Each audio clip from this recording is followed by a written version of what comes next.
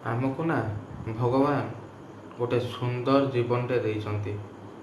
ଆଉ ଯେଉଁ ସୁନ୍ଦର ଜୀବନ ଆମେ ପାଇଛନ୍ତି ନା, ସେ ଜୀବନ ଭିତରେ କିଛି ନା କିଛି ସର୍ବଦା ସମସ୍ୟା ବି ରହିଛି। ଆଉ ସେ ସମସ୍ୟାର ବାଟ ବି ନିଶ୍ଚିତ ରହିଛି। ଆଉ ସେ ସମସ୍ୟାକୁ ଦେଖିକି ଆମେ କେବେ ବି ଡରିଯିବା ଉଚିତ ନୁହଁ।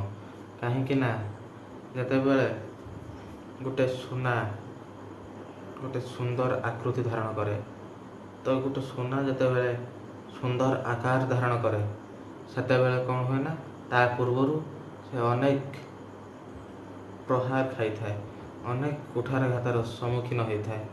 ତ ସେ ଯେଉଁ ସମସ୍ୟାର ସମ୍ମୁଖୀନ ହେଲା ନା, ସିଏ ଯଦି ଚାହିଁଥାନ୍ତା ତ ସେ ବି ଭାଙ୍ଗି ଯାଇଥାନ୍ତା, ହେଲେ ସେ ସବୁ ସେ ସହିଥିଲା।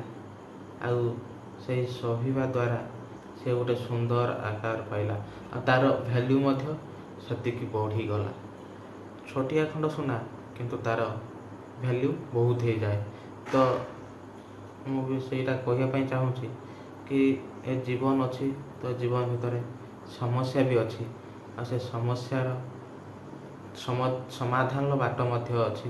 ତ ଏଇଟାକୁ ଯିଏ ବୁଝିକି ଆଗକୁ ବଢ଼ୁଛି, କି ପ୍ରତିଟି ଜୀବନରେ କିଛି ନା କିଛି ସମସ୍ୟା ରହିଛି, ଆଉ ସେ ସମସ୍ୟା ପାଇଁ ସମାଧାନ ବି ରହିଛି।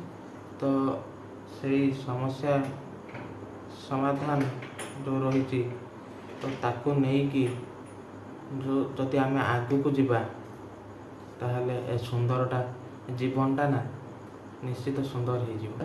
ନିଜକୁ କେବେ ବି ଦୁଃଖୀ ରଖିବାକୁ ଚେଷ୍ଟା କରିବନି।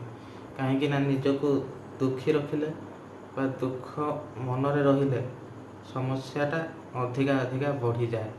ସେଇଥିପାଇଁ ସବୁବେଳେ ନିଜକୁ ହସିବାକୁ ହେବ। ଯେମିତି ବି ହଉ ଏ ଜୀବନଟାକୁ ବଞ୍ଚିବାକୁ ହେବ। ଆଉ ସେ ସମସ୍ୟାର ସମାଧାନର ବାଟ ବି ସବୁବେଳେ ସେମିତି ଖୋଜିବାକୁ ହେବ।